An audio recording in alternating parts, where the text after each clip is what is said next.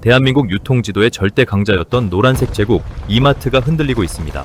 여러분 상상해보세요. 동네마다 하나씩은 꼭 있고 주말이면 엄마 손잡고 가서 맛있는 소시지나 만두를 얻어먹던 그 시식 코너의 천국, 그 거대한 마트가 지금 우리 회사가 너무 힘드니 떠날 사람은 손을 들어달라며 창사 이래 처음으로 희망퇴직을 받고 있습니다. 이건 단순히 장사가 조금 안 되어서 반찬값을 아끼는 수준이 아닙니다. 대한민국 마트의 대명사였던 이마트의 심장이 서서히 멈춰가고 있다는 아주 무섭고 위험한 경고음입니다. 도대체 무슨 미친 일이 벌어지고 있는 걸까요? 한때는 삼성만큼이나 힘이 세서 아무도 건드리지 못하던 밀림의 왕사자 같았습니다. 그런데 지금은 쿠팡이라는 거대한 온라인 파도에 휩쓸려 구멍난 배처럼 가라앉고 있잖아요. 쿠팡은 온라인 식료품 시장에서 압도적인 1위를 차지하고 있으며 주 구매 채널로 선택한 소비자가 32.7%에 달할 정도로 시장을 지배하고 있습니다. 엎친 데 덮친 격으로 저 멀리 중동에서는 미사일이 오가는 무서운 전쟁이 터져 기름값이 하늘을 찌르고 있습니다. 기름값은 마트까지 물건을 실어 나르는 트럭의 밥인데 이 밥값이 비싸지니 당연히 우리가 마트에서 사는 사과 하나, 과자 한 봉지 가격도 오를 수밖에 없죠. 이제 우리 엄마, 아빠들은 마트 카트를 채우는 것조차 겁이 난다고 비명을 지릅니다. 오늘 제가 파헤칠 이야기는 화려한 백화점 뒷면에 숨겨진 잔혹하고 슬픈 이야기입니다. 돈만 있으면 뭐든지 다 할 수 있어라고 믿었던 거인의 오만함이 얼마나 비싼 대가를 치르고 있는지에 대한 기록이죠. 아파트를 짓다가 빚더미에 앉아버린 신세계 건설의 민낯부터 침몰하는 배에서 각자 살아남으려고 흩어지는 남매의 사투까지 낱낱이 보여드리겠습니다. 이건 단순히 어려운 경제뉴스 분석이 아닙니다. 우리가 매일 장을 보고 커피를 마시는 일상이 어떻게 무너지고 있는지에 대한 소름 끼치는 보고서입니다. 그게 단순히 영화 속 상상이 아니라 현실로 다가오고 있다면요. 그 충격적인 진실의 안방으로 여러분을 안내하겠습니다. 시간을 조금 거슬러 올라가 보죠. 불과 몇 년 전만 해도 신세계는 대한민국 내수 유통의 파수꾼이자 끝판왕이었습니다. 삼성계에서 독립해 나온 이후 신세계는 그야말로 야생 표범처럼 공격적으로 덩치를 불려나갔습니다. 전국 핵심 상권마다 노란 간판이 들어섰고 사람들은 주말마다 그곳에서 카트를 채우며 행복을 샀죠. 당시 신세계는 마치 높은 성벽 안에 앉은 왕처럼 세상 변화에 눈을 감고 있었습니다. 온라인 쇼핑이라는 거대한 파도가 밀려오고 있었는데도 신세계는 누가 신선한 고기를 인터넷으로 사겠어? 직접 눈으로 보고 사야지라며 비웃었거든요. 그 생각은 독이 든 사탕이 되어 신세계를 천천히 중독시켰습니다. 겉으로는 스타필드라는 화려한 복합 쇼핑몰을 지으며 자신감에 차 있었지만 현실은 정반대였던 겁니다. 여기서 아주 강력한 적대자가 날카로운 이빨을 드러내며 등장합니다. 바로 쿠팡이라는 배고픈 늑대입니다. 쿠팡은 신세계가 수십 년 동안 지켜온 신선식품이라는 마지막 성문을 로켓 배송이라는 포격으로 부수기 시작했습니다. 아침 7시에 문 앞까지 배달되는 우유와 새벽에 딴 싱싱한 딸기 앞에서 주말에 주차 전쟁을 치러야 하는 대형마트가 무슨 힘이 있었을까요? 쿠팡의 공격은 마치 정글의 포식자가 먹잇감의 약점만 골라 파고드는 것처럼 잔인하고 정확했습니다. 신세계가 체험형 매장으로 승부한다며 비싼 인테리어를 할 때 쿠팡은 사람들의 손가락 끝을 점령해버린 겁니다. 설상가상으로 지구 반대편에서 폭탄이 떨어졌습니다. 이란과 이스라엘 사이에 전쟁이 터져 국제 유가가 폭발했거든요. 물류비가 오르면 물건값을 올릴 수밖에 없고 안 그래도 얇아진 사람들의 지갑은 꽉 닫혀버렸습니다. 중동 전쟁으로 유가가 오르자 노브랜드 버거 고기부터 스타벅스 종이컵 하나까지 가격이 올랐습니다. 환율까지 미쳤습니다. 1450원을 넘나드는 환율 때문에 외국에서 사오는 명품과 수입품 가격도 천문학적으로 뛰었죠. 안에서는 쿠팡한테 두들겨 맞고 밖에서는 세계 경제 전쟁에 끼어서 신세계는 샌드위치처럼 짜부라지는 신세가 된 겁니다. 상황이 최악으로 치닫자 신세계는 여기서부터 말도 안 되는 무리수를 던지기 시작합니다. 바로 이베이 코리아, 지금의 지마켓을 무려 3조 4천억 원이라는 어마어마한 돈을 주고 사버린 거죠. 여러분, 3조 원이면 초등학생 수십만 명이 평생 맛있는 것을 사 먹을 수 있는 돈입니다. 당시 똑똑한 사람들은 그건 돈을 불 속에 던지는 짓이야라고 소리쳤습니다. 하지만 신세계는 우리 돈 많아, 우리가 사면 무조건 1등이야라며 고집을 부렸습니다. 그 돈은 연기처럼 증발했거든요.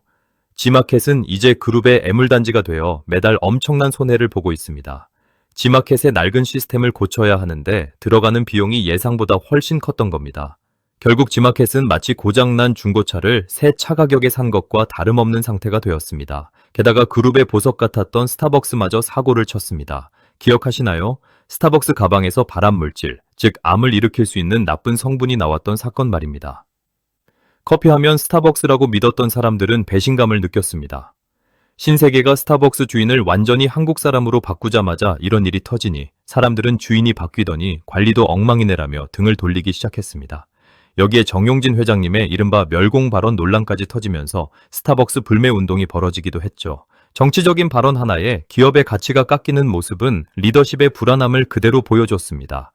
이마트 매장 안에서도 불만이 터져 나왔습니다. 옛날보다 물건 종류도 줄고 가격도 비싸졌다는 손님들의 목소리가 커졌죠. 실제로 2024년 이마트의 매출은 29조 209억 원으로 1.53% 하락했습니다. 하지만 더 근본적인 문제가 있었습니다. 신세계는 정말 어처구니 없는 결정을 내렸거든요. 물건을 파는 마트 회사인데 아파트를 짓는 건설 사업에 손을 댄 겁니다. 신세계건설이라고 하는 이 건설사는 신세계그룹이 자산 확보를 위해 만든 회사였습니다. 그 회사가 이제 마치 시한폭탄처럼 신세계 전체를 위협하고 있었던 거죠. 아파트를 지어서 팔아야 돈을 버는데 집값이 떨어지고 사람들이 집을 안 사니까 지어놓은 아파트들이 유령의 집처럼 변해버렸습니다. 이걸 전문 용어로 미분양이라고 하는데 초등학생 식당에 비유하자면 떡볶이를 잔뜩 만들어 놨는데 먹으러 오는 친구가 한 명도 없는 상태인 거죠. 떡볶이는 불어 터지고 재료값은 날리는 것과 똑같습니다. 이건 단순히 장사 실패가 아니라 이마트 형님이 열심히 번 돈을 블랙홀처럼 빨아들이는 괴물이 되었습니다. 신세계건설의 빚이 500%를 넘어 자기 돈보다 남에게 빌린 돈이 5배나 많다는 뜻입니다. 신세계건설은 신세계그룹의 가장 아픈 손가락이 되어 이마트의 신용등급까지 갉아먹고 있습니다. 건설사의 빚을 갚아주느라 유통사업에 써야 할 돈이 자꾸 새어나가는 상황인 거죠. 상식적으로 생각해 보세요. 물건 파는 마트 회사가 왜 위험한 아파트 짓는 일에 뛰어들어서 온몸이 너덜너덜해질 때까지 버티는 걸까요? 신세계는 자기들이 건물을 잘 지으면 마트도 더 싸게 지을 수 있다는 생각에 건설사를 키웠습니다. 하지만 부동산 경기가 나빠지자 이 선택은 최악의 악수가 되었습니다. 건설사가 진 빚이 이마트의 신용등급까지 갉아먹고 있습니다. 신용등급이 낮아지면 은행에서 돈을 빌릴 때 이자를 더 많이 내야 합니다. 안 그래도 힘든데 이자까지 비싸지니 그야말로 진퇴양난이죠. 유통으로 번 돈을 더 좋은 로봇이나 빠른 배송 시스템에 투자해도 모자랄 판에 그 귀한 돈이 공사장의 차가운 콘크리트 속으로 사라지고 있다는 게 믿어지시나요? 이건 제국의 뿌리를 썩게 만드는 치명적인 경영 실수였습니다. 신세계라는 거대한 배가 건설이라는 무겁고 녹슨 닻에 걸려 모래늪으로 점점 빠져들고 있는 겁니다. 이제 사람들은 마트 대신 다이소로 달려가 5,000원짜리 물건을 삽니다. 아니면 중국에서 만든 초저가 물건을 파는 알리와 테무 앱을 씁니다. 이마트가 아무리 싸게 판다고 해도 중국 공장에서 스마트폰으로 바로 오는 물건들 앞에서는 종이 인형처럼 무력해졌습니다. 대장들이 현실을 몰라도 너무 모른다는 비판이 쏟아지고 있습니다. 상황이 여기까지 치닫자 신세계는 칼을 뽑아들었습니다. 수십 년간 회사를 위해 일해온 베테랑 직원들에게 이제 그만 나가주세요라며 희망퇴직을 요구하기 시작한 거죠. 자기들이 잘못된 선택으로 날린 돈을 메우기 위해 열심히 일한 직원들의 밥그릇을 뺏고 있는 겁니다. 이게 과연 우리가 알던 우아하고 품격 있는 신세계의 모습일까요? 그런데 더 황당한 일이 벌어졌습니다. 이런 난리통에도 경영진들은 미국 시장에 더 공격적으로 투자하겠다며 정반대 방향으로 돈을 퍼붓고 있었던 겁니다. 우리 동네 마트는 낡고 힘든데 미국에 화려한 매장을 짓는 게 무슨 소용일까요? 마치 집이 무너져 가는데 남의 나라 궁전을 짓는 것처럼 말입니다. 미국 사람 마음은 알아도 한국 사람 마음은 모른다는 소리가 절로 나옵니다. 안에서는 집안 싸움이 나고 밖에서는 적들이 쳐들어오는 아수라장인 셈입니다. 뿐만 아니라 쓱닷컴, ssg.com이라는 온라인 쇼핑몰도 큰일이 났습니다. 주식시장에 상장해서 돈을 벌어오겠다고 투자자들에게 약속하고 1조 원을 빌렸는데 약속을 못 지키게 생겼거든요. 그러자 돈 빌려준 투자자들이 약속 안 지켰으니 이자까지 쳐서 당장 내놔라고 독촉하고 있습니다. 이걸 풋옵션 분쟁이라고 하는데 쉽게 말해 너희가 약속한 대로 회사 가치를 못 키웠으니 우리가 산 주식을 다시 비싸게 되사가라는 무서운 권리입니다. 이 돈을 못 갚으면 회사의 중요한 지분을 뺏기거나 그룹 전체가 흔들릴 수 있습니다. 실제로 2024년 쓱닷컴은 신선식품 새벽 배송 시장에서 쿠팡과 마켓컬리에 밀려 경쟁력을 잃고 있는 상황입니다. 배송 품질 면에서 쿠팡과 컬리에 비해 뒤처진다는 평가가 나오고 있으며 이는 신세계 계열의 신뢰도까지 흔들고 있습니다. 잘 나가는 백화점은 오빠와 여동생이 나누어 가지면서 안전한 금괴 숨기려 하고 빚더미 마트와 건설은 서로 떠넘기며 벼랑 끝으로 가고 있습니다. 이게 바로 거인들이 책임은 안 지고 자기 주머니만 챙기는 차가운 모습입니다. 과연 여기서 멈출 수 있을까요? 남매는 각자의 길을 가겠다며 각자 도생을 선언했습니다. 2024년 10월 30일 신세계그룹은 백화점 부문과 이마트 부문 계열 분리를 공식화했으며 정유경 총괄 사장을 신세계 회장으로 승진시켰습니다. 2025년 1월 10일에는 정용진 회장이 이명희의 이마트 지분 10%를 주당 7만 6,800원에 매입하기로 발표했으며 이는 2,141억 원 규모의 거래입니다. 계열 분리가 급속도로 진행되고 있는 상황입니다. 하지만 침몰하는 배에서 자기 보석함만 들고 구명보트에 타는 게 진짜 해결책일까요? 우리가 마시는 향기로운 커피 뒤에는 사실 빚이 타는 매카만 냄새가 진동하고 있습니다. 신세계 건설이라는 늪은 이제 자본 잠식, 즉 가진 돈을 다 써버리고 빚만 남은 지옥 같은 상태가 되었습니다. 이건 암세포처럼 그룹 전체로 퍼지고 있습니다. 여기서 정말 소름 끼치는 반전은 해결책이 제국의 분열이라는 겁니다. 신세계그룹은 계열 분리를 통해 백화점과 이마트를 완전히 남남처럼 떼어놓으려 합니다. 시장 사람들은 수군거립니다. 잘 되는 백화점은 여동생이 챙겨서 도망가고 힘든 마트는 오빠가 맡아서 고생하는 거 아니냐고요. 주가는 바닥을 치는데 대장들은 여전히 꿈속을 걷고 있습니다. 미국인들의 입맛은 연구하면서 한국 서민들이 마트에서 가격표 보고 한숨 쉬는 건 안 보이나 봅니다. 중동 전쟁의 여파로 모든 가격이 오르기 시작했습니다. 사람들은 이제 스타벅스 갈 돈이면 마트에서 계란 한 판 사겠다며 발길을 끊습니다. 이건 단순히 수치가 아니라 생존의 문제입니다. 1990년대 처음 마트를 만들었을 때의 그 초심은 어디로 갔을까요? 거대한 몸집만 믿고 게으름을 피우다가 이제는 그 몸집이 무거워서 도망도 못 가는 처지가 되었습니다. 통합 멤버십이라고 만든 유니버스 클럽도 쿠팡의 와우 멤버십한테 KO패를 당했습니다. 2024년 기준 이마트의 별도 기준 매출이 2.83% 성장했으나 이는 이전의 부진을 겨우 벗어난 수준이며 성장의 모멘텀을 찾지 못하고 있습니다. 그나마 희망적인 소식은 2025년 상반기입니다. 한채양 이마트 대표가 2025년 사장으로 승진했으며 이마트의 상반기 영업이익이 전년도 대비 519억 원 증가했습니다. 연간 기준으로는 2020년 수준으로 회복될 것으로 기대되고 있습니다. 또한 이마트24의 새 대표로 송만준이 내정되면서 노브랜드 중심 편의점 모델을 강화하려는 노력도 진행 중입니다. 반면 신세계 백화점은 상반기 사상 최대 매출을 기록하며 계열 분리 이후 두 회사의 명확한 격차가 드러나고 있습니다. 결국 신세계는 자존심 다 버리고 중국의 알리바바와 손을 잡았습니다. 어제의 적에게 항복한 거나 다름없죠. 제국의 자존심은 땅에 떨어졌습니다. 진짜 슬픈 건 직원들의 마음입니다. 평생을 바친 회사가 나를 버렸다는 배신감이 독처럼 퍼지고 있습니다. 능력보다 충성을 바라던 낡은 방식은 위기 앞에서 아무 힘도 못 썼습니다. 핸드폰 세상만 보고 있는 리더십의 모습에 사람들은 절망합니다.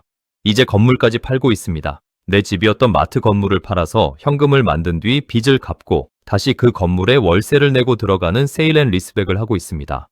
이건 배의 밑바닥 나무를 뜯어서 불을 피우는 꼴입니다. 당장은 따뜻하겠지만 배는 곧 가라앉겠죠.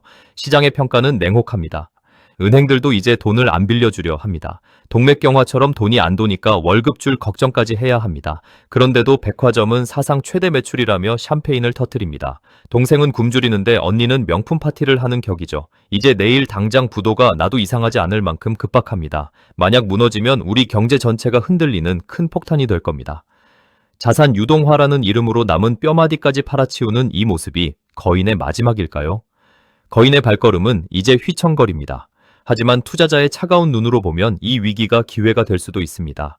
신세계가 가진 금싸라기 땅들과 백화점의 힘은 여전히 대단하니까요. 만약 건설사 빚만 잘 털어낸다면 이마트는 다시 쿠팡과 싸울 힘을 얻을 겁니다. 오빠와 여동생의 독립이 서로를 돕는 버팀목이 된다면 말이죠. 결국 필요한 건 과거의 화려함을 버리는 용기입니다. 뚱뚱한 몸을 줄이고 똑똑한 인공지능과 데이터로 무장해야 합니다. 미국에서의 도전이 성공하고 중국과의 협력이 잘 풀린다면 우리는 다시 노란 카트의 부활을 볼 수 있을지도 모릅니다. 거인이 눈물을 닦고 다시 일어설지 아니면 이대로 사라질지 그 운명은 대장들의 결단에 달려 있습니다. 신세계의 위기는 아주 오래전부터 시작되었습니다. 여러분, 냄비 속의 개구리 이야기를 아시나요? 물이 천천히 뜨거워지면 개구리는 자기가 죽어가는 줄도 모르고 헤엄치다가 결국 삶아지고 말죠. 신세계가 딱 그랬습니다. 이마트가 전국을 지배하고 돈을 긁어모을 때 세상은 이미 스마트폰 하나로 모든 걸 사는 시대로 변하고 있었습니다. 그 사이 마켓컬리가 새벽 배송을 시작하고 쿠팡이 로켓 배송으로 사람들의 마음을 훔쳐갈 때도 신세계는 화려한 스타필드를 짓는 데만 집중했습니다. 스타필드, 좋죠. 가서 놀기엔 정말 최고입니다. 하지만 사람들은 스타필드에 가서 구경은 하지만 정작 물건은 집에 돌아오는 길에 핸드폰으로 주문하기 시작했습니다. 결국 스타필드는 구경하는 곳이 되었고 쿠팡은 물건 사는 곳이 된 겁니다. 여기서 신세계의 첫 번째 큰 실수가 나옵니다. 바로 때를 놓친 투자입니다. 뒤늦게 정신을 차리고 쓱닷컴을 만들었지만 이미 시장은 쿠팡과 네이버가 꽉 잡고 있었습니다. 마켓컬리도 2023년 기준 신선식품 새벽 배송 시장에서 8.4%의 점유율로 2위를 유지하고 있으며 이는 여전히 쿠팡 다음의 강력한 경쟁자입니다. 그래서 무리하게 지마켓을 산 겁니다. 지마켓을 사서 덩치를 키우면 1등이 될 줄 알았는데 지마켓은 이미 힘이 빠진 늙은 호랑이였습니다. 결국 그 돈을 차라리 훨씬 일찍 물류센터를 짓는 데 썼다면 어땠을까요? 아마 지금쯤 신세계가 쿠팡의 자리에 있었을지도 모릅니다. 두 번째 실수는 리더십의 오만함입니다. 정용진 회장님은 SNS에서 아주 유명하죠. 직접 요리하는 모습도 보여주고 팬들과 소통하는 모습은 친근해 보였습니다. 하지만 기업의 대장은 행동 하나하나가 조심스러워야 합니다. 멸공 논란처럼 정치적인 색깔을 드러내는 순간 스타벅스를 사랑하던 수많은 젊은 고객들이 등을 돌렸습니다.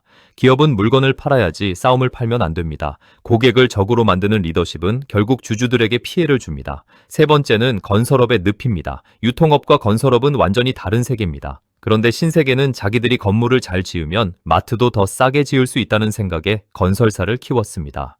이제 신세계는 선택의 기로에 섰습니다. 모든 걸 다 가지려다가 모든 걸 다 잃을 수도 있습니다. 그래서 나온 게 계열 분리입니다. 잘하는 백화점과 힘든 마트를 완전히 분리해서 각자 살아남으라는 냉혹한 명령을 내린 겁니다. 이건 사실상 이제 서로 돕지 마라. 각자 빚은 각자가 알아서 해라는 선언입니다. 투자자들은 이 선언을 보고 희망과 절망을 동시에 느낍니다. 그래, 이제라도 마트가 정신 차리고 건설사 손을 놓겠구나 하는 희망과 얼마나 상황이 안 좋으면 남매끼리 이렇게 남남이 될까 하는 절망 말입니다. 앞으로 신세계가 살아남으려면 혁신 그 이상의 것이 필요합니다. 단순히 할인 행사를 많이 한다고 사람들이 다시 마트로 돌아오지는 않습니다. 쿠팡이 주지 못하는 가치, 마켓컬리가 주지 못하는 감동을 이마트가 다시 찾아야 합니다. 노브랜드처럼 신세계만이 할 수 있는 독창적인 제품들로 승부해야 합니다. 그리고 무엇보다 고객의 목소리에 다시 귀를 기울여야 합니다. 스타벅스의 가방 논란 때처럼 변명만 늘어놓는 것이 아니라 진짜 미안하다고 말하고 고치는 모습을 보여줘야 합니다. 대한민국 유통의 역사였던 신세계가 몰락의 길로 갈지 아니면 다시 한번 기적처럼 부활할지는 이제부터 시작입니다. 거인의 사투를 지켜보는 우리 서민들의 마음도 편치 않습니다. 이마트가 망하면 그곳에서 일하던 우리 이웃들이 직장을 잃고 우리 동네 상권이 무너지니까요. 부디 신세계가 이번 위기를 잘 넘기고 다시 한번 국민들에게 사랑받는 기업으로 돌아오길 진심으로 바랍니다. 오늘 제가 준비한 이 긴 이야기가 여러분의 경제 공부와 세상 읽기에 큰 도움이 되었기를 바랍니다. 세상에 영원한 일 등은 없습니다. 끊임없이 변하지 않으면 거인도 한순간에 쓰러지는 법이죠. 우리 인생도 비슷하지 않을까요? 오늘의 이야기는 여기까지입니다. 오늘 영상이 도움이 되셨다면 구독과 좋아요, 알람 설정까지 꾹 눌러주시는 거 아시죠? 시청해주셔서 감사합니다.